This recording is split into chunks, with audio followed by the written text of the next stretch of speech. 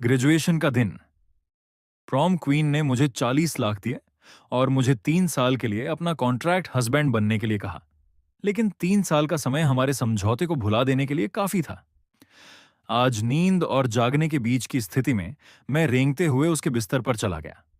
हालांकि उसने मुझे लात मारकर दूर कर दिया। मुझे मत छुओ। बस इसी तरह शरीर और आत्मा की पीड़ा के बीच मैंने 2000 दिन और रातें बिताईं। आज मैं वास्तव में इसे और नहीं रोक सका। शियानुआन, चलो तलाक ले लेते हैं। मेरी एक बात की वजह से नाश्ते का खुशनुमा माहौल तुरंत जम गया। क्या तुमने इसके बारे में अच्छी तरह सोच लिया है? अगर तुम तलाक का प्रस्ताव रखते हो तो तुम्हें मुझे 40 लाख का मुआवजा देना होगा। अगर तुम मुझे 40 लाख नहीं दे सकते तो मैं तुम्हें वापस जेल भेज दूंगी। शियानुआन ने धमकी भरे लहजे में बात की। वह अभी तलाक नहीं चाहती थी। 3 सालों ने उसे अपने पास शूई नाम के लड़के की आदत डाल दी थी। मैंने मुस्कुराते हुए सिर हिलाया। चलो तलाक लेते हैं। उसके वापस आने तक इंतजार करना अच्छा नहीं होगा। इन पिछले 3 सालों में मेरा ख्याल रखने के लिए शुक्रिया। मैं 1 साल के भीतर तुम्हारे 40 लाख वापस करने का रास्ता निकाल लूंगा। क्या तुम्हारे पास आज समय है? चलो आज दोपहर को तलाक की प्रक्रिया पूरी करते हैं। उसके अहंकारी स्वभाव का मतलब था कि शिया नुआन मुझे दूसरा मौका नहीं देगी और हमें दोपहर की भी जरूरत नहीं पड़ी। सिविल अफेयर्स ब्यूरो खुलने के 10 मिनट के भीतर ही हम बाहर आ गए। उसने मेरी तरफ देखा तक नहीं और गाड़ी चलाकर चली गई। दरवाजे के बाहर खड़े होकर मेरी आंखें कड़वाहट से भरी थीं। इससे पहले कि वह 200 मीटर भी गई होती, एक फोन कॉल ने शिया नुआन को किनारे गाड़ी रोकने पर मजबूर कर दिया। जैसे ही कॉल कनेक्ट हुआ, दूसरी तरफ से एक परिचित लेकिन अजीब आवाज आई।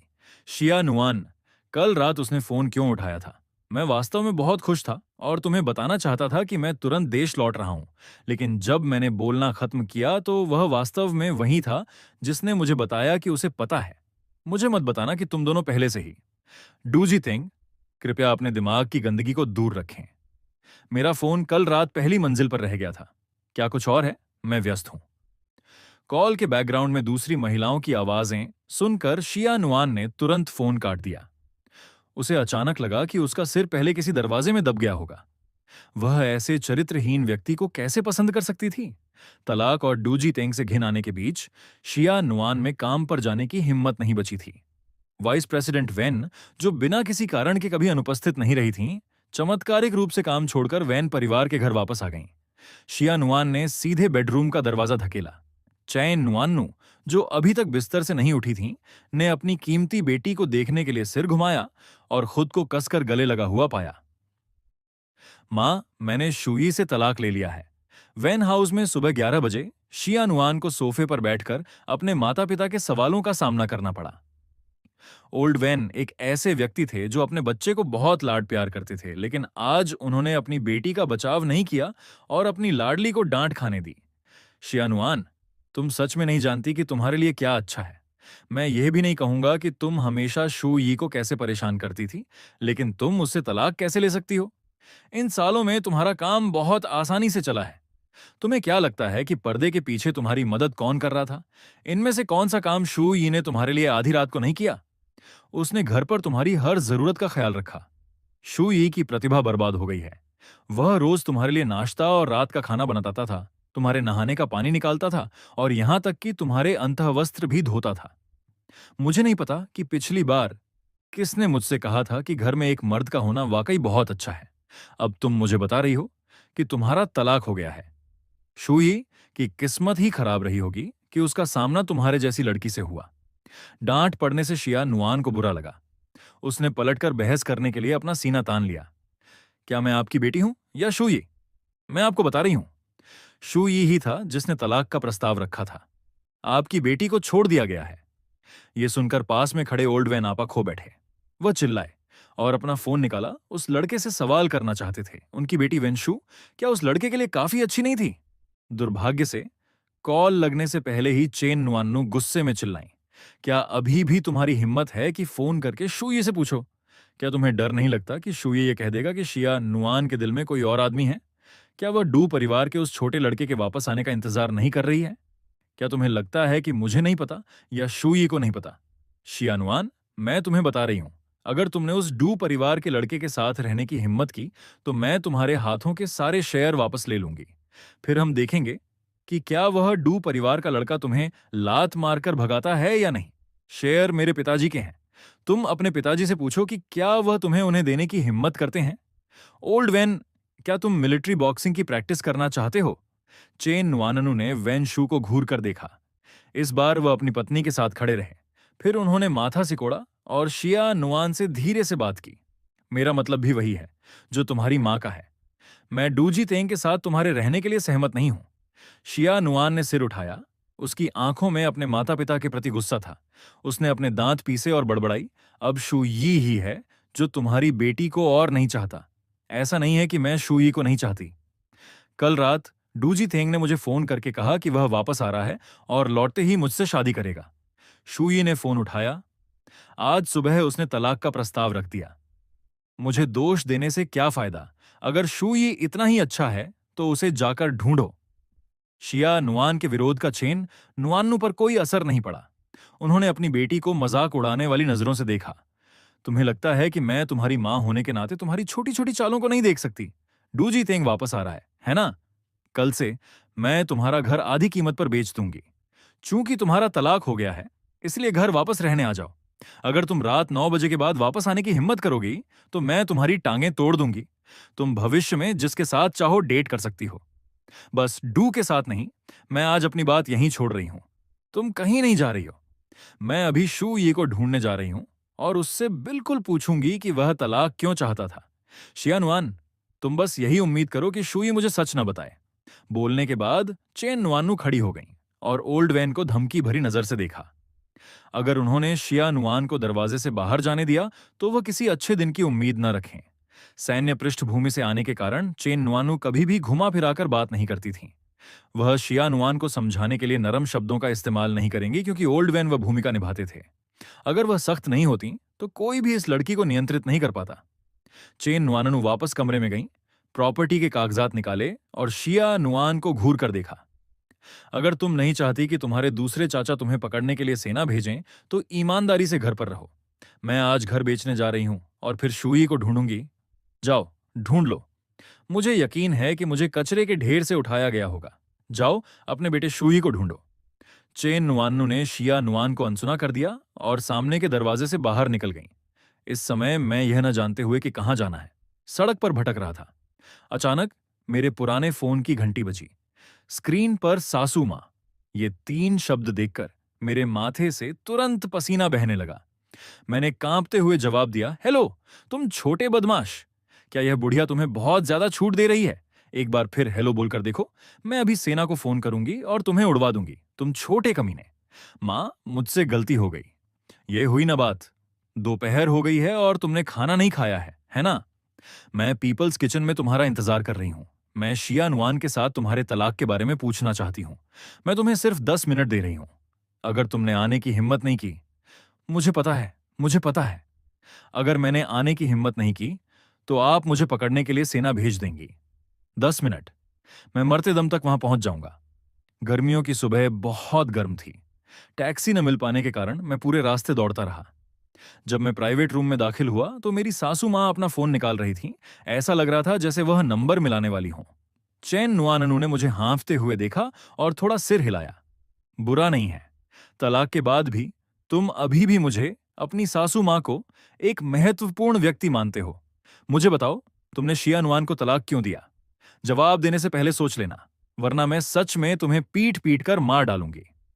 यह देखकर मैं केवल झूठ बोल सका और दावा किया, मुझे नीचे कोई समस्या है। मैं निसंतान हूं। चलो, अस्पताल चलते हैं। मैं अभी शिया नुआन को फोन करूंगी और उसे तुम्हारे साथ रहने के लिए कहूंगी। मैं अपनी सासू मां के सामने पूरी तरह असहाय था।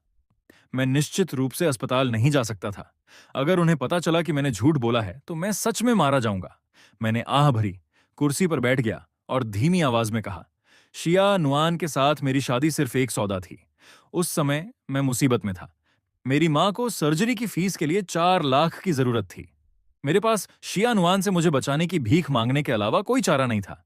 हमारी शादी इसलिए हुई क्योंकि उसने मेरी कोई मजबूरी पकड़ रखी थी। मैंने आप दोनों बड़ों को संभालने में उसकी मदद की। अब कॉन्ट्रैक्ट का समय खत्म हो गया है और मैं शिया नुआन को और देर तक नहीं रोक सकता। मेरी सासू मां के सामने चालाकी करना असंभव था। इससे मौत और भी बदतर होती। मुझे ईमानदारी से सब स्वीकार करना पड़ा। हालांकि इकबालिया बयान के दौरान मैंने सारी जिम्मेदारी अपने ऊपर ले ली, लेकिन चेन नुआन्नू का ध्यान कॉन्ट्रैक्ट मैरिज पर नहीं लग रहा था। इसके बजाय उन्होंने माथा सिकोड़ा और सवाल किया, क्या मैं बहुत बूढ़ी हूं? नहीं, नहीं, नहीं, आप बिल्कुल भी बूढ़ी नहीं हैं। तुम एक शब्द भूल गए। मां, आप बिल्कुल भी बूढ़ी नहीं हैं। बाहर हर कोई कहता है कि आप और शिया नुआन बहनें लगती हैं। चेन नुआन्नू संतुष्ट थीं। फिर वह बोली, कॉन्ट्रैक्ट मैरिज। मैं इन 3 सालों को ऐसा मान सकती हूं जैसे तुम प्यार में थे। शिया नुआन में वास्तव में बहुत सारी खामियां हैं। वह साफ तौर पर बिखरी हुई रहती है, फिर भी दावा करती है कि उसे गंदगी से बीमारी है। उसमें जीवन जीने का कोई कौशल नहीं है। शिक्षा और खूबसूरती के अलावा उसमें और कोई खूबी नहीं है। क्या तुम ये कह रहे हो कि तुम शिया नुआन को बिल्कुल पसंद नहीं करते? इतने सालों में अगर तुम्हारे पास कोई कुत्ता भी होता तो उसके प्रति भी भावनाएं पैदा हो जाती, है ना? मैं ये नहीं कह रही कि तुम कुत्ते हो। मैं शिया नुआन की बात कर रही हूं, मेरी तेज तर्रार सासू मां। मेरे माथे से पसीना बहना बंद नहीं हो रहा था। मैंने इसे पूछा और मुस्कुराते हुए कहा, मां, आप मेरी पृष्ठभूमि जानती हैं। अगर उसने मेरी कोई मजबूरी न पकड़ी होती तो शिया नुआन जैसी लड़की इस जीवन में मुझसे कभी बात नहीं करती। क्या इस तरह की चीजों में सामाजिक स्थिति का मेल होना जरूरी नहीं है? भले ही मैं शिया नुआन को पसंद करूं, यह बेकार है। वह जिसे पसंद करती है वह कोई और है। तुम्हारा मतलब डू परिवार का वह छोटा बदमाश, वह डू जी तेंग केवल शिया नुआन के हाथों में चोंग शियांग ग्रुप के शेरों पर नजर गड़ाए हुए है। केवल शिया नुआन जैसी मूर्ख ही यह सोच सकती है कि उसका जांग भाई वास्तव में उसे पसंद करता है। तुम कहते हो कि तुम तलाक चाहते हो, लेकिन तुमने मां तक को नहीं बताया। अब क्या? जब डूजी तेंग वापस आएगा तो वह मूर्ख शिया नुआन आग में कूदने वाली है। क्या हम ओल्ड वैन की जीवन भर की मेहनत डू परिवार को दान में दे दें? मुझे बस इस बात का पछतावा है कि मैंने किसी बेटे को जन्म क्यों नहीं दिया। मेरी इन बातों का जवाब देने की हिम्मत नहीं हुई। सिर हिलाना भी सही नहीं था और न ही सिर झुकाना। सौभाग्य से चेन नुआननू ने मेरे लिए इसे ज्यादा मुश्किल नहीं बनाया। उसने अपने बैग से 1 लाख रुपए निकाले और मेरी तरफ फेंक दिए। तलाक है तो तलाक ही सही। मैं चेन नुआन्नू उस तरह की पुराने ख्यालात की महिला नहीं हूं। इन 3 सालों तक तुमने मुझे मां कहा। अब तुम मेरे दामाद नहीं हो। तुम मेरे लिए आधे बेटे जैसे हो। शिया नुआन कंजूस है। अगर तुम्हारे हाथ में 10,000 रुपए भी होते तो मैं अपना जीवन व्यर्थ मानती। अभी के लिए इन्हें रख लो। इस शहर को छोड़ने के बारे में सोचना भी मत। अगर बाद में मुझे और ओल्ड वैन को कुछ भी होता है तो तुम्हें अभी भी मदद के लिए आना होगा। अगर तुमने मना करने की हिम्मत की तो मैं सेना से तुम्हें उड़वा दूंगी। नहीं, नहीं, मैं मना नहीं करूंगा। जब दूसरों से लेते हैं तो हाथ छोटे हो जाते हैं, खासकर जब वह कोई छोटी रकम ना हो। लेकिन मेरी इसे न लेने की हिम्मत नहीं हुई। मैं अपनी सासू मां के गुस्से को 1-2 दिन से नहीं जान रहा था। खाना खाते समय चिन्नुआन्नू अचानक बोली, क्या शिया नुआन अब चोंग शियांग में सम्मान पा सकती है? मैंने भरपेट खाते हुए सिर हिलाया। चैन नुआन्नू मुझे अपने दामाद को देखते हुए और भी पसंद करने लगी थीं। सुंदर शिया नुआन के लिए एक अच्छा मेल और बहुत प्रतिभाशाली। उन्होंने मुस्कुराते हुए मेरी ओर देखा और कहा, क्या तुम चोंग शियांग ग्रुप में वापस जाना चाहते हो? मैं ओल्ड वैन से कहकर तुम्हें प्लानिंग डिपार्टमेंट मैनेजर का पद दिला सकती हूं। मैं कड़वाहट से मुस्कुराया और अपना सिर हिला दिया। मां, मजाक करना बंद कीजिए। अगर मैं चोंग शियांग वापस गया तो शिया नुआन को लगेगा कि मैं उसका पीछा कर रहा हूं। अब जब हमारा तलाक हो गया है तो चलिए कुछ दूरी बनाए रखते हैं। इसके अलावा चोंग शियांग के कर्मचारी शिया नुआन के साथ मेरे रिश्ते के बारे में नहीं जानते, लेकिन उच्च अधिकारियों ने मुझे देखा है। साथ ही वह व्यक्ति वापस आ रहा है। चाहे जो भी हो, मैं शिया नुआन का पूर्व पति हूं। अपनी पूर्व पत्नी को किसी दूसरे आदमी के साथ चलते देखकर मुझे अभी भी दिल में बेचैनी होगी। इसलिए कृपया इस मामूली इंसान की जान बख्श दें, ठीक है? चेन नुआन्नू के चेहरे पर स्पष्ट रूप से थोड़ी निराशा थी। उन्होंने धीरे से आह भरी। तुम्हारे खून में मौजूद सारा स्वाभिमान हमारे ऊपर इस्तेमाल होता है और तुमने इसका एक अंश भी उस छोटी मूर्ख शिया नुआन को नहीं दिया। वह अभी भी मूर्खतापूर्ण तरीके से सोचती है कि तुम्हारी सारी क्षमताएं उसने सिखाई हैं। चूंकि तुम जिद कर रहे हो, मैं तुम्हें मजबूर नहीं करूंगी। लेकिन शिया नुआन से तलाक लेने की वजह से शादी करने की जल्दी मत करना। अगर तुम्हें कोई लड़की पसंद आए तो मां को बताना। अगर प्यार से काम नहीं बना तो हम उन्हें पैसे से झुका देंगे। मैं अभी थोड़े समय के लिए डेटिंग नहीं करूंगा। मैं पहले परेशानियों को सुलझाऊंगा, फिर किसी रिश्ते के बारे में सोचने से पहले इस शहर में एक घर खरीदूंगा। मां, आपको अब माहजोंग खेलने जाना चाहिए। ये आंटी झाओ की चौथी कॉल है। जैसे ही मैंने बात की, चैन नुआननू का फोन बज उठा। उन्होंने जवाब दिया और डांटने लगीं। जल्दी, जल्दी, जल्दी! क्या तुम मुझे मेरी कब्र तक पहुंचाने की जल्दी कर रही हो? मैं अपने दामाद के साथ खाना खा रही हूं और तुम मुझे इस तरह भगा रही हो। मेरा इंतजार करो। मैं तुम्हारे पैसे जीतने जा रही हूं। क्या शुई तुम्हारे पास है? उसे साथ लाओ। बड़ी बहन को उसका अच्छे से ख्याल रखने दो। हाँ हाँ, शुई ने बहुत अच्छे व्यंजन बनाए हैं। आज रात साला घर पर नहीं है। ओह बेशर्म! मेरे दामाद को फुसलाने की कोशिश मत करो। बाहर बहुत सारे आवारा लोग हैं। शुई, तुम्हारी आंटी झाओ पूछ रही हैं कि क्या तुम आ रहे हो? नहीं नहीं, आंटी झाओ, मुझे आज दोपहर कुछ काम है। मुझे शिया नुआन के लिए किराने का सामान खरीदने जाना है। इस मोड़ पर मैं अचानक ठिठक गया। पता चलता है कि आदतें वास्तव में बन जाती हैं। फोन पर महिला ने अपने दांत पीसे और कहा, चेन नुआनू, यहां आओ और मरने के लिए तैयार हो जाओ। तेज तर्रार सासू मां एक बहुत ही साधारण A6 में चली गईं। एक बार फिर सड़क पर लौटते हुए मेरा चेहरा कड़वा था, लेकिन फिर मैंने अपनी मुट्ठियां भींच लीं। एक नया जीवन शुरू हो रहा है। सिगरेट खरीदने का समय आ गया है। मेरी सोच अपेक्षाकृत सकारात्मक थी। सिगरेट का एक पैकेट खरीदने के बाद मैं घर ढूंढने के लिए एक रियल एस्टेट एजेंसी में गया। अंत में मैंने एक ऊंची कीमत वाला पेंट हाउस डुप्लेक्स चुना। 40 लाख का कर्ज केवल मितव्ययी होने से नहीं चुकाया जा सकता। कर्ज चुकाने के लिए केवल बचत पर निर्भर रहना पर्याप्त नहीं है। दूसरी ओर शियानुआन पहले से ही टूटने की कगार पर थी। घर बिक चुका था। उसकी मां ने लापरवाही से शियानुआन को बताया था कि वह महाजोंग खेलते समय आंटी झाओ से घर हार गई थी। अगर तुम्हें कोई आपत्ति है तो झाओ नाम की उस महिला को ढूंढ लो। इस आंटी झाओ के बारे में, जिसने बचपन से ही शियानुआन को उन्हें दीदी कहने के लिए मजबूर किया था, शियानुआन ने हमेशा उनसे दूरी बनाए रखने का सिद्धांत अपनाया था। ये बुजुर्ग महिला, जो अपनी उम्र के हिसाब से व्यवहार नहीं करती थी, उसका पीछा करके पूछती थी, शू यी की सहन शक्ति कैसी है? इससे अनुभवहीन शिया नुआन को समझ नहीं आता था कि क्या जवाब दे। इस मामले में शिया नुआन कागज की एक सफेद चादर की तरह शुद्ध थी। इस समय शिया नुआन बिस्तर के पास सुध बुद्ध खोकर बैठी थी। क्या वह वास्तव में डूजी तेंग को पसंद करती थी, या उसने उसे केवल एक आध्यात्मिक सहारे के रूप में माना था? वह कई सालों से विदेश में था। वास्तव में समय ने पहले ही सब कुछ धो दिया था। जब उनकी नई नई शादी हुई थी, तब एक लंबी दूरी की कॉल देर रात तक चलती थी। जैसे जैसे समय बीतता गया, देर रात कम होकर 1 घंटे की रह गई। अंत में उसे इसलिए काट दिया जाता था क्योंकि मैं आवाज देता था, खाने का समय हो गया है। मैं उन दिनों भी जल्दी जाग जाता था जब वह हर महीने सबसे ज्यादा असहज महसूस करती थी। मछली के सिर के टोफू सूप या शायद पोर्क रिब सूप का एक कटोरा पकाने के लिए मैं उसके लिए कंपनी ले जाने के लिए थर्मस में अदरक और गोजी पानी तैयार करता था। एक पल में शियानुआन खो गई। उसके दिमाग में डोजी तेंग की आकृति धुंधली होती गई, जबकि मेरा चेहरा और भी साफ होने लगा। शियानुआन इसे सहन नहीं कर सकी। वह वही थी जिसे मैंने छोड़ा था। वह ऐसी परिस्थितियों में खुद को इस आदमी के बारे में सोचने की अनुमति नहीं देगी। ऐसा महसूस करते हुए जैसे वह टूटने वाली है, शिया नुआन ने अपनी चाबियां और फोन उठाया और घर से बाहर निकल गई। एक बार में शिया नुआन ने इस अजीब माहौल को देखा। उसने हिम्मत जुटाई और उस जगह चली गई जहां वह पहले कभी नहीं गई थी और जिसे वह मन ही मन नापसंद करती थी, लेकिन उसे अपनी भड़ास निकालने की जरूरत थी। शराब पीते ही शिया नुआन और भी नाराज हो गई। वह इस शुई के बारे में इतनी कृतज्ञता से कैसे सोच सकती थी? थोड़ा बेहतर खाना पकाने, कमरे को कुशलता से साफ करने, कपड़े ज्यादा साफ धोने, थोड़ा होशियार होने और थोड़ा ज्यादा सुंदर होने के अलावा उसमें और कौन सी खूबियां थीं? सबसे महत्वपूर्ण बात यह है कि इस आदमी ने वास्तव में तलाक का प्रस्ताव देने की हिम्मत की और मुझे, शियानुआन को छोड़ दिया।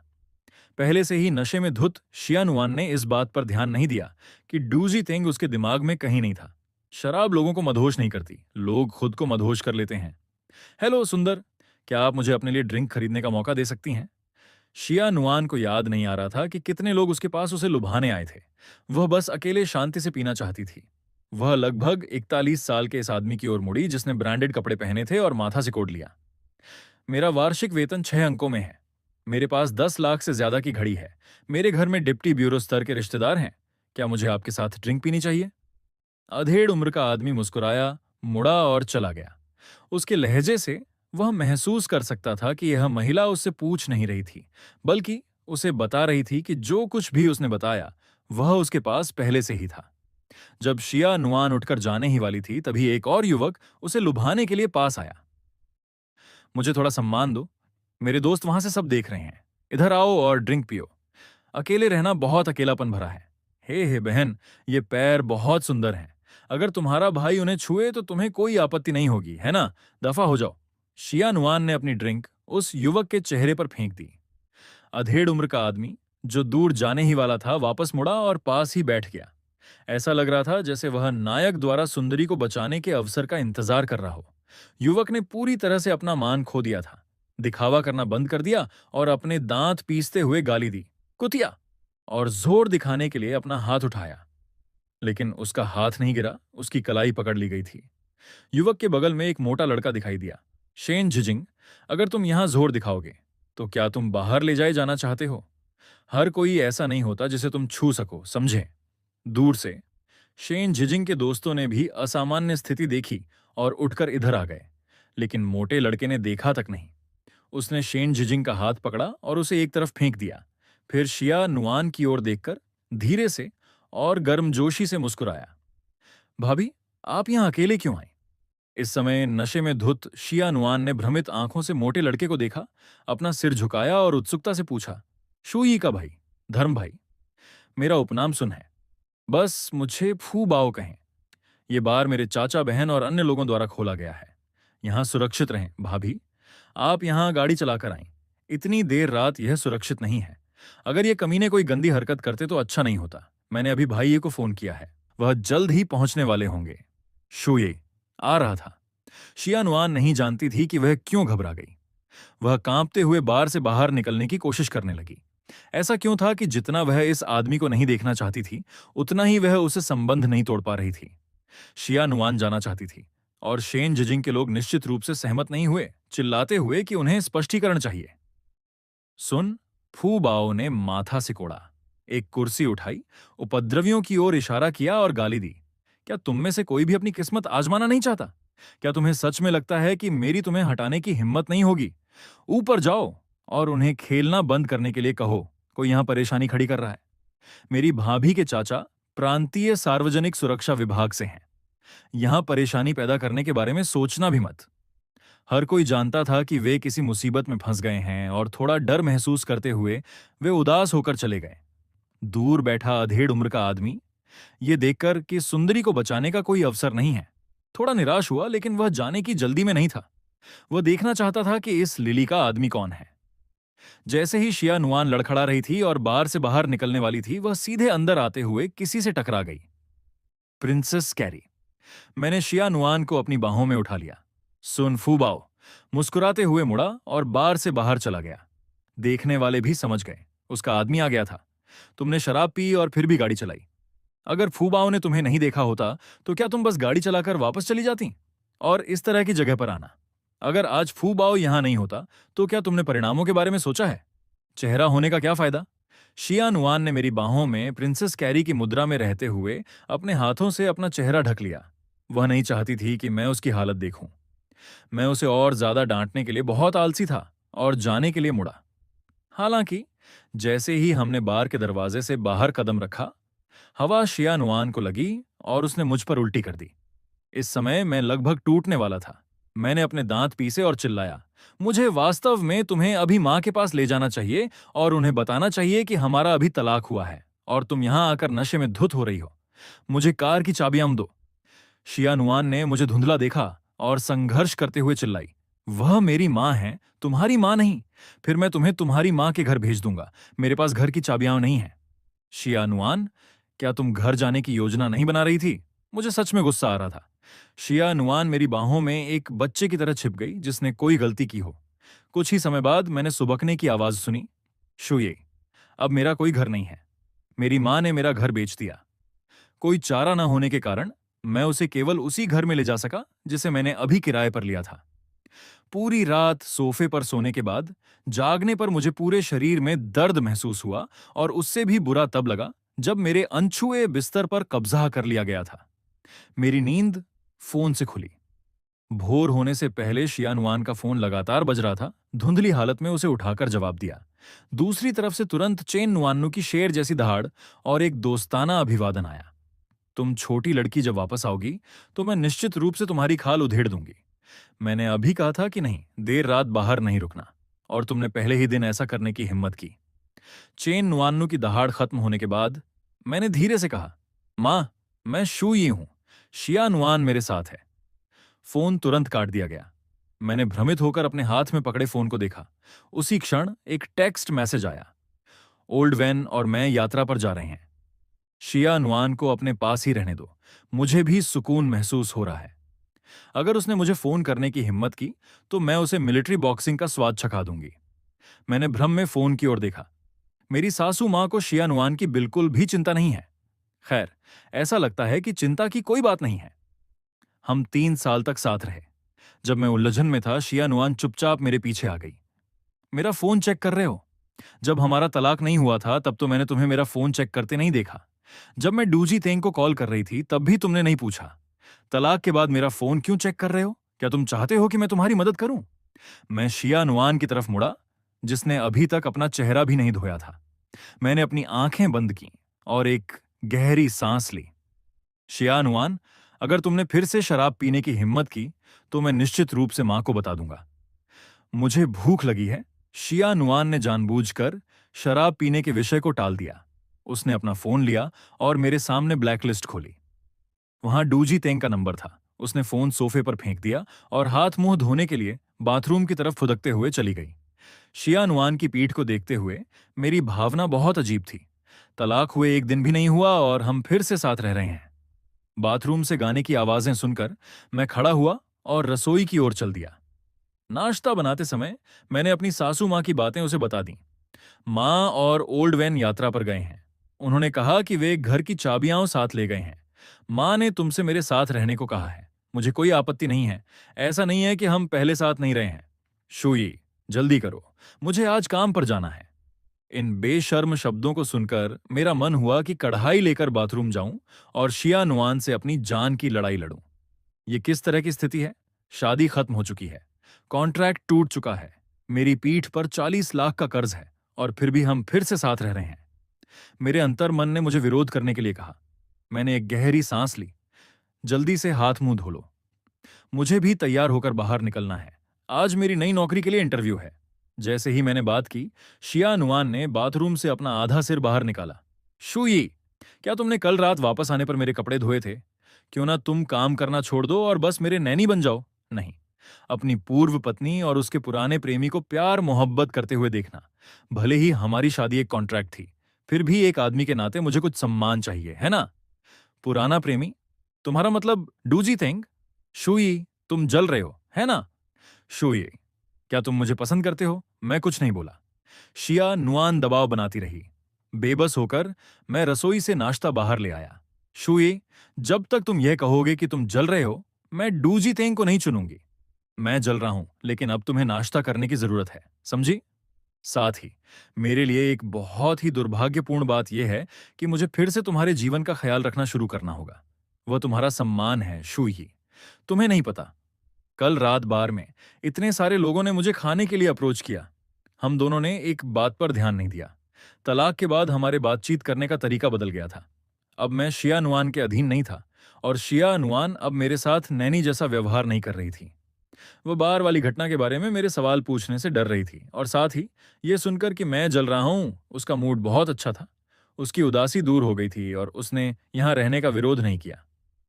मेरा अंतर्मन हालांकि विलाप कर रहा था। मेरी किस्मत किसी से भी बदतर है, लेकिन 40 लाख तो फिर भी चुकाने ही होंगे।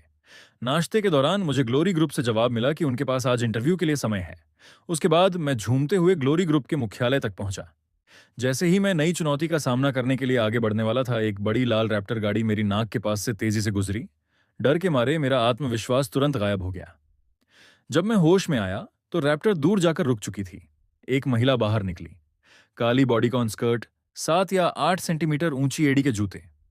महिला की कदकाठी बहुत आकर्षक थी और उसका पहनावा साहसी था, लेकिन मेरी आंखों में यह महिला वह अपराधी थी जिसने लगभग मेरी जान ले ली थी। इससे पहले कि मैं बहस करने के लिए ऊपर जा पाता, वह आकर्षक महिला दौड़ती हुई गई और ग्लोरी ग्रुप के दरवाजों के पीछे गायब हो गई। मैंने अपनी ठुड्डी खुजलाई और चुपचाप विचार किया, यह महिला अच्छी इंसान नहीं लगती। ग्लोरी ग्रुप के मानव संसाधन विभाग के इंटरव्यू कार्यालय में मैं एक कुर्सी पर 3 इंटरव्यूअर्स के सामने बैठा था, 2 पुरुष और एक महिला। यह एहसास मुझे पुलिस स्टेशन में पूछताछ की याद दिला रहा था। बीच में बैठी महिला इंटरव्यूअर पहले बोली, पहले अपना परिचय दें। मेरा उपनाम झाओ है और मैं एचआर विभाग की मैनेजर हूं। मैं आपको बेहतर ढंग से समझने के लिए आपसे सवाल पूछूंगी। ये दोनों आपके जवाबों और अनुभव के आधार पर फैसला करेंगे कि क्या हम साझेदारी कर सकते हैं। ग्लोरी ग्रुप में सभी कर्मचारी कंपनी के साथ साझेदारी में होते हैं। यहां कोई रोजगार एम्प्लॉयमेंट नहीं है। साथ ही ग्लोरी ग्रुप अन्य समूहों की तुलना में थोड़ा अधिक मानवीय है। अब मैं कंपनी के सिस्टम का परिचय दूंगी और आप विचार कर सकते हैं कि इंटरव्यू जारी रखना है या नहीं। मैनेजर झाओ के हाव भाव बहुत सौम्य थे और उनके शब्दों में कोई अहंकार नहीं था। इससे मुझे बहुत सहज महसूस हुआ। कंपनी सिस्टम के बारे में जानने के बाद मैंने व्यक्त किया कि मैं इसे स्वीकार कर सकता हूं। मैनेजर झाओ ने अपनी आंखें सिकोड़ी और मुस्कुराईं। चोंग शियांग ग्रुप की तुलना में हम ग्लोरी में अपने कर्मचारियों के साथ अधिक मानवीय व्यवहार करते हैं। काम पर आना कोई गुलामी का दस्तावेज साइन करने जैसा नहीं है। अब मैं आपसे कुछ सवाल पूछूंगी। जैसे आपको हमसे संतुष्ट होना जरूरी है, वैसे ही हमें आपसे संतुष्ट होना है। पहले अपना परिचय दें। मैंने मुस्कुराहट बटोरी और धीरे से कहा, शुई, हान जाति, 25 वर्ष, तलाकशुदा। मेरे पास चोंग शियांग ग्रुप के प्लानिंग विभाग में 3 साल का अनुभव है। मैंने कुछ छोटे प्रोजेक्ट्स प्लान किए हैं और ग्लोरी ग्रुप की प्लानिंग में भी भाग लिया है। मेरी शिक्षा केवल हाई स्कूल तक है। पहले साल में घर पर एक दुर्घटना हो गई थी, इसलिए मुझे पढ़ाई छोड़नी पड़ी। क्या मैं आपके तलाक का कारण पूछ सकती हूँ? मेरी पूर्व पत्नी के साथ पारिवारिक पृष्ठभूमि में बहुत बड़ा अंतर था। मैं उसे पीछे नहीं खींचना चाहता था। अगर मैं आपसे कहूं कि अभी यूनिफॉर्म वर्ल्ड से निपटने के लिए एक योजना बनाएं, तो आप कहां से शुरू करेंगे? मुझे लगता है कि यूनिफॉर्म वर्ल्ड को निशाना बनाने की कोई जरूरत नहीं है। यह सिर्फ एक ब्रांड है जो निचले स्तर, लो एंड का रास्ता अपना रहा है। इसके मुख्य ग्राहक ज्यादातर मध्यम आयु वर्ग और बुजुर्ग हैं। यूनिफॉर्म वर्ल्ड चोंग शियांग डिपार्टमेंट स्टोर को बचाने का सिर्फ एक तरीका है, बदलाव चुनने का एक रास्ता। ग्लोरी डिपार्टमेंट स्टोर मुख्य रूप से पैसा कमाने के लिए गोल्ड स्टोर्स और लग्जरी काउंटरों पर निर्भर है। यूनिफॉर्म वर्ल्ड की नकल करना अनावश्यक है और इसका परिणाम अच्छा नहीं होगा। एक आखिरी सवाल, आपने चोंग शियांग ग्रुप क्यों छोड़ा? क्या घर से बहुत दूर होना एक कारण माना जा सकता है? ठीक है, आपको कल रात तक जवाब मिल जाएगा। मैं मिस्टर शू के साथ काम करने के लिए उत्सुक हूं। कमरे से बाहर निकलते समय मैं अभी भी सुध-बुध खोया हुआ था। जैसे ही मेरा एक पैर दरवाजे से बाहर निकला, मैं अचानक पीछे मुड़ा और एक सवाल पूछा, नीचे वह रैप्टर गाड़ी, क्या वह कंपनी की गाड़ी है? इस सवाल के पूछते ही तीनों इंटरव्यूअर्स के चेहरे थोड़े शर्मिंदा हो गए। मैनेजर झाओ खड़ी हुई और झिझकते हुए बोली, मिस्टर शू, आप घायल तो नहीं हुए? वह कार वास्तव में कंपनी की ही है। बस, मैं समझ गया। जब मैं कार के मालिक से मिलूंगा तो उन्हें 2 थप्पड़ मारूंगा। मुझे रूखा होने के लिए दोष मत देना। वह 8 सेंटीमीटर की ऊंची एड़ी के जूते पहने हुए थी और उसने लगभग मेरी जान ले ली थी। मैं जा रहा हूं। मैं चला गया। तीनों इंटरव्यूअर्स एक दूसरे को देखते रह गए। उन्हें समझ नहीं आ रहा था कि आखिरी वाक्य रिकॉर्ड किया जाना चाहिए या नहीं। साहिबा पहली बार ऊंची एड़ी के जूते पहनकर गाड़ी नहीं चला रही हैं और कंपनी में हर कोई जानता है, सुबह 9 बजे के आसपास प्लाजा पार मत करो। निश्चित रूप से अपना नंबर मत छोड़ो। निश्चित रूप से फुटपाथ पर चलो। मैनेजर झाओ ने आह भरी। मुझे लगता है कि वह अच्छा है। चलिए, उसे आजमाने के लिए रख लेते हैं। वैसे भी 1 महीने का प्रोबेशन पीरियड है।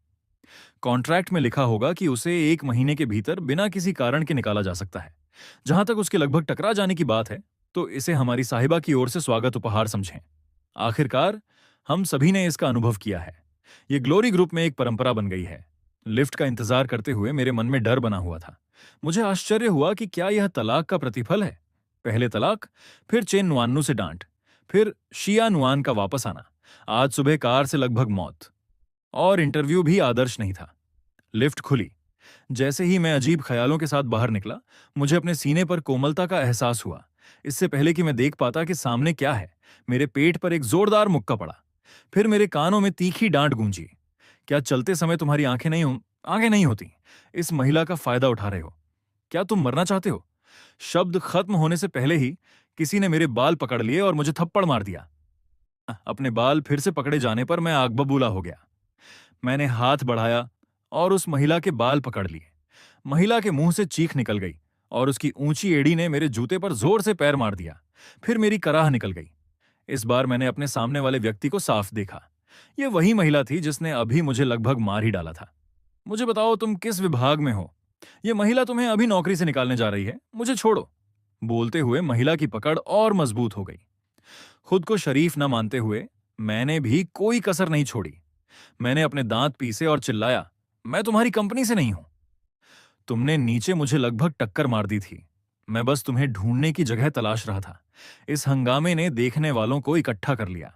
इंटरव्यू के लिए जिम्मेदार तीनों लोग भी दौड़कर आए, क्योंकि ये दो आवाजें बहुत परिचित थीं। जब एचआर मैनेजर झाओ ने यह नजारा देखा तो वह तुरंत दंग रह गईं। जल्दी छोड़ो, प्रेसिडेंट लियो आप भी छोड़िए, छोड़िए। कर्मचारी देख रहे हैं। शुई, तुम पहले छोड़ो। प्रेसिडेंट लियो एक लड़की हैं। प्रेसिडेंट लियो, मैं। मैनेजर झाओ, उसका हाथ छोड़िए। लेकिन अप्रत्याशित रूप से इस महिला ने हाथ नहीं छोड़ा। उसने वास्तव में अपना सिर झुकाया और मेरी गर्दन पर काटने की कोशिश की। यह देखकर मैनेजर झाओ ने जल्दी से समझाया और बीच बचाव किया। अंत में प्रेसिडेंट लियू को अपना हाथ छोड़ना पड़ा। इस समय हम दोनों एक दूसरे को गुस्से और बिखरी हुई हालत में देख रहे थे। लियू रुयेन नीचे झुकी, जैसे मुझ पर कुछ फेंकने वाली हो। मैनेजर झाओ ने जल्दी से प्रेसिडेंट लियू को समझाने के लिए गले लगाया और मुझे पहले जाने का इशारा किया। उन्होंने कहा कि वह बाद में फोन करके प्रेसिडेंट लियू की ओर से माफी मांगेंगी। मैं बुदबुदाया और लिफ्ट में चला गया। किस्मत ही खराब है। लियू रुयेन ने अपने बाल ठीक किए और धीरे से कहा, मैनेजर झाओ, क्या आप इस व्यक्ति को जानती हैं? मैनेजर झाओ ने उसकी स्कर्ट ठीक करने में मदद की और धीरे से उत्तर दिया, प्रेसिडेंट लियू, वह आज इंटरव्यू के लिए आया था। अभी नीचे वह लगभग आपकी गाड़ी की चपेट में आ गया था। अच्छा, समझ गई। हैंडसम लड़कों को देखकर मुझे चिढ़ होती है। मैं केवल देख सकती हूं लेकिन खा नहीं सकती। अगर मैं उसे मारकर खत्म नहीं करती तो मैं उसे और किस लिए रख रही हूं? इंटरव्यूअर से कहो कि उसे कल काम पर आने के लिए कहें, मेरे बाल पकड़ने और मेरा फायदा उठाने के लिए। देखते हैं कि मैं उसे खेल खेल में कैसे सबक सिखाती हूं। यह कहकर लियू रुयेन चली गई। जब वह गई तो उसने अपनी स्कर्ट उठाई और अपनी सेफ्टी पैंट अंदर खींची। हर कोई गुस्से में था, लेकिन बोलने की हिम्मत नहीं थी। कंपनी हर तरह से अच्छी थी, सिवाय इस जनरल मैनेजर के जो लोगों के रोंगटे खड़े कर देती थी। मैंने कंपनी छोड़ी और मुझे एक टेक्स्ट मैसेज मिला कि मुझे स्वीकार कर लिया गया है। इसमें बताया गया था कि मैं सोमवार यानी परसों से काम शुरू कर सकता हूं। सारी प्रक्रियाएं फ्रंट डेस्क से पूरी की जा सकती हैं, लेकिन मुझे हमेशा ऐसा महसूस हो रहा था जैसे कोई भेड़ बाग की मांद में जा रही हो। मैं मना नहीं कर सकता था। ग्लोरी ग्रुप मेरी योजना का पहला और सबसे महत्वपूर्ण कदम था। केवल यहीं मुझे अपनी प्रतिभा दिखाने का अवसर मिल सकता था। शिया नुआन के साथ रहने के 3 सालों ने महिलाओं के बारे में मेरी सारी खूबसूरत कल्पनाएं तोड़ दी थीं। अकेले रहने वाली महिला का कमरा इतना गंदा क्यों होगा? शिया नुआन के बारे में सोचते हुए मैंने अपनी सासू मां को फोन किया और पूछा कि पुराना जोड़ा कब वापस आएगा। कॉल कनेक्ट हुई। शिया आई। आह, तुम्हारी मां महाजोंग खेल रही है। हम सान्या में हैं। फोन पर महाजोंग मशीन की आवाज सुनकर मुझे लगा कि मेरा ब्लड प्रेशर बढ़ रहा है। क्या बकवास कारण है? वे दोनों बस नहीं चाहते थे कि शिया नुआन वापस जाकर उनकी 2 लोगों की दुनिया में खलल डाले। लेकिन मेरी वास्तव में शिया नुआन को वापस भेजने की हिम्मत नहीं हुई। मुझे ओल्ड वैन और मेरी सासू मां का सम्मान रखना था, और शिया नुआन का भी। आखिरकार मैंने ही तलाक का प्रस्ताव दिया था। शिया नुआन के बारे में सोचकर मुझे अपना जीवन और भी अंधकारमय लगने लगा। कौन कल्पना कर सकता था कि वह वाइस प्रेसिडेंट, जिसके बारे में चोंग शियांग में अफवाह थी कि उसे गंदगी से बीमारी है, घर पर किसी सुअर से कम नहीं थी। इस युवती ने मुझे समझा दिया कि अपने हाथों से कभी बसंत का पानी न छूने का क्या मतलब होता है। सब आंसू हैं। एक आलीशान विला में चैन नुआन नू पहले ही महाजोंग की मेज से उठ चुकी थीं। बाहर जाने का उद्देश्य ओल्ड वेन से निपटना था, जिनके मुंह से कुछ फिसल गया था। साधारण कपड़ों में ओल्ड वेन ने अपनी पत्नी की ओर देखा, जिसने कई सालों से उन पर अपना शासन चलाया था, और उनका चेहरा दुखी था। उन्होंने आह भरी, पत्नी, क्या तुम्हें लगता है कि हम जो कर रहे हैं वह वाकई ठीक है? क्या कोई परेशानी होगी? चेन वान्नू ने एक संतरा छीला और ओल्ड वेन को थमा दिया, माथा सिकोड़ते हुए। उन 2 बच्चों के बीच बहुत कुछ चल रहा है। मैंने लगभग स्थिति समझ ली है। साथ ही उस छोटी एहसान फरामोश लड़की ने हमें फोन करके कहा कि वह घर आना चाहती है। हाँ, उसे शूयी की सेवा करवाने की आदत हो गई है। तुम चिंता मत करो, हमने 3 साल तक शूयी को देखा है। उसका चरित्र कैसा है क्या तुम नहीं जानते? मैं तुम्हें गुप्त रूप से बताती हूं। शूयी सिगरेट पीता है, लेकिन उस छोटी एहसान फरामोश के लिए उसने 3 साल तक एक भी सिगरेट नहीं पी। उसे क्या परेशानी हो सकती है? ओल्ड वैन ने संतरा नीचे रखा और चेन नुआन्नू की ओर देखा। उन्होंने माथा सिकोड़ा। शुई का सिगरेट पीना सही है, लेकिन मेरा सिगरेट पीना मौत की सजा है। चेन नुआन्नू, तुम बहुत आगे बढ़ रही हो। मैं आगे बढ़ रही हूं या नहीं? क्या हम अभी भी तलाक ले सकते हैं? मैं आज खुश हूं। मैं तुम्हें 2 सिगरेट पीने की इजाजत देती हूं। ओल्ड वैन जैसे शाही फरमान पाकर खड़े हो गए और अपने पुराने दोस्तों के साथ सिगरेट पीने के लिए बालकनी की ओर दौड़ पड़े। वास्तव में चेन नुआन्नू ने शिया नुआन को फोन किया था। जब तक वह अपनी गलती मान लेती, उसे घर की चाबियां मिल सकती थीं और वह घर जा सकती थी। नतीजतन उस छोटी एहसान फरामोश ने एक शब्द भी नहीं कहा और फोन काट दिया। इसका साफ मतलब था कि उसे कोई सहारा मिल गया है। फिर चिंता क्यों करें? चेन नुआन्नू महाजों की मेज पर वापस आ गईं। मैं सुपरमार्केट में ट्रॉली लेकर घूम रहा था और सोच रहा था कि रात के खाने में क्या बनाऊं। अंत में मैंने सुअर की अंतड़ियां, कुछ फलियां और मशरूम खरीदे और घर लौट आया। इस समय शिया नुआन वापस आ चुकी थी। उसने अपने लिए पीले कार्टून भालू वाले पजामे का एक सेट खरीदा था और सोफे पर बैठकर आलू के चिप्स खाते हुए टीवी देख रही थी। मुझे सीढ़ियों पर खड़ा देखकर उसने चिप्स नीचे रखे और चिल्लाई, शुए, मुझे भूख लगी है।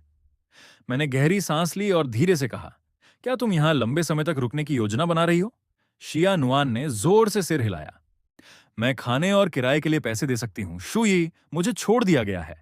मैंने अपनी मां को फोन किया और उन्होंने फोन नहीं उठाया और मुझे डांटते हुए एक टेक्स्ट मैसेज भी भेजा। मुझे वह मैसेज दिखाओ। उसे डिलीट कर दिया। क्या तुम मेरा फोन चेक करने के मौके की तलाश में हो? लो, लो, मैं बाथरूम जा रही हूं। शिया नुआन ने हवा में मुक्का मारा और खुशी जताई। डू जी तेंग। वह सच में ब्लैकलिस्ट में था। कोई कारण नहीं। शिया नुआन बस नहीं चाहती थी कि वह आदमी उसे रुकावट महसूस कराए। उसे विदेशी लड़कियां पसंद हैं। ये बहन अब तुम्हारी सेवा नहीं करेगी।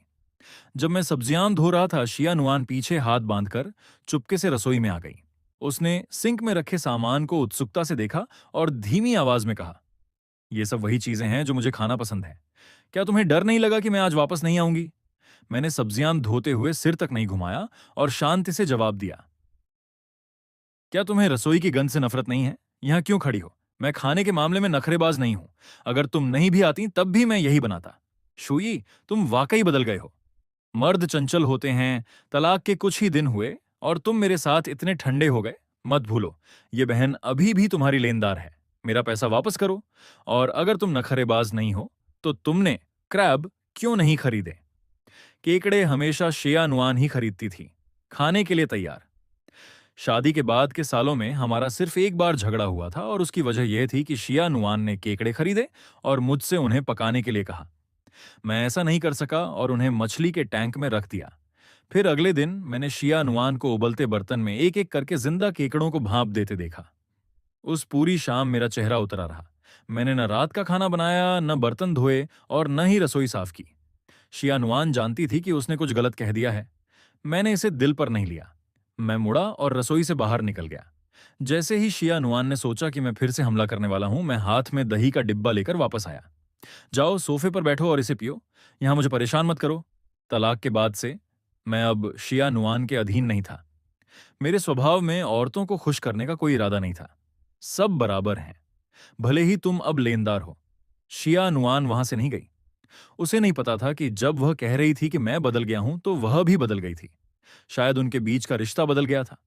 अब पति पत्नी नहीं रहे। तो इंटेस्टाइन्स में और मिर्च डालो, इससे स्वाद बेहतर आता है।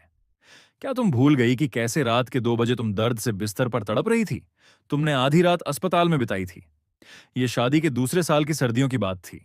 शिया नुआन चिल्लाई कि उसे बॉइल्ड फिश खानी है, वह भी सबसे तीखी वाली। फिर आधी रात को उसे अस्पताल ले जाना पड़ा। डॉक्टर ने बताया कि उसे आंतों में ऐंठन, इंटेस्टाइनल स्पैम्स हुई है। न ड्रिप काम आ रही थी न कुछ और। आखिरकार मेरे पास शिया नुआन को पानी पिलाते रहने के अलावा कोई चारा नहीं था।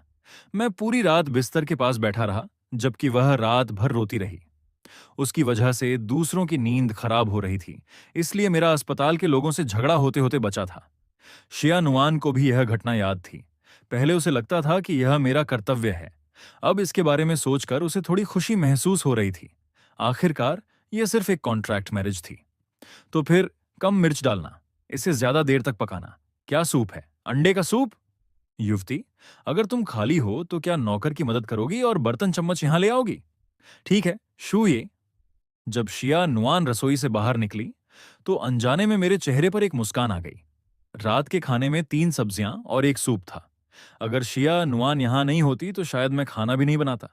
मेज पर हम दोनों में से कोई नहीं बोला। हम चुपचाप खाते रहे, जैसे उन 3 सालों की जिंदगी में लौट आए हों।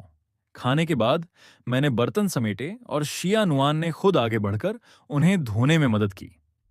जब मैं सोफे पर वापस आया और पढ़ने के लिए अपना कंप्यूटर निकाला तो शिया नुआन कपड़े बदलकर वहां आ गई।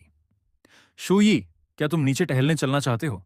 ये राजकुमारी तुम्हें और फ्लावर प्रोटेक्टर बनने का मौका देगी। नहीं, जा रहे हो या नहीं? मुझे कुछ चीजें देखनी है। शिया नुआन आगाबूला हो गई और एक गहरी सांस ली। फिर उसने फूलों जैसी मुस्कान के साथ मेरी ओर देखा और मीठी आवाज में पुकारा, शू भाई, खाना खाने के बाद मैं नीचे टहलने जाना चाहती हूँ। चुप रहो। ठीक है, चलो नीचे चलते हैं। मैं शिया नुआन के इस जादुई हमले का सामना नहीं कर सका और हार मान ली। बिना मेकअप के भी शिया नुआन बहुत खूबसूरत थी। उसकी अच्छी लंबाई और लंबी टांगें उसे और आकर्षक बनाती थीं। वह जहां भी जाती एक नजारा बन जाती थी। उसके साथ मैं भी हैंडसम लग रहा था। हम तुरंत पूरी सोसाइटी के आकर्षण का केंद्र बन गए। बास्केटबॉल कोर्ट पहुंचकर शिया नुआन चिल्लाई कि वह अब और नहीं चल सकती और पानी खरीदने के लिए सुपरमार्केट जाना चाहती है। मैंने सुपरमार्केट और फिर अपने घर की ओर देखा, फिर सिर हिला दिया। घर जाकर पीते हैं। शिया नुआन बुदबुदाई, कंजूस, और फिर सुपरमार्केट की ओर दौड़ पड़ी, जबकि अभी कह रही थी कि वह चल नहीं सकती। वहीं रुककर मैंने बास्केटबॉल कोर्ट की ओर देखा और सोचा कि थोड़ा खेल लेता हूं। तभी एक 20 साल के लड़के का टखना मुड़ गया और कोर्ट पर एक खिलाड़ी कम हो गया। सबकी नजरें मुझ पर पड़ीं। एक व्यक्ति ने पूछा कि क्या मैं थोड़ी देर खेल सकता हूं।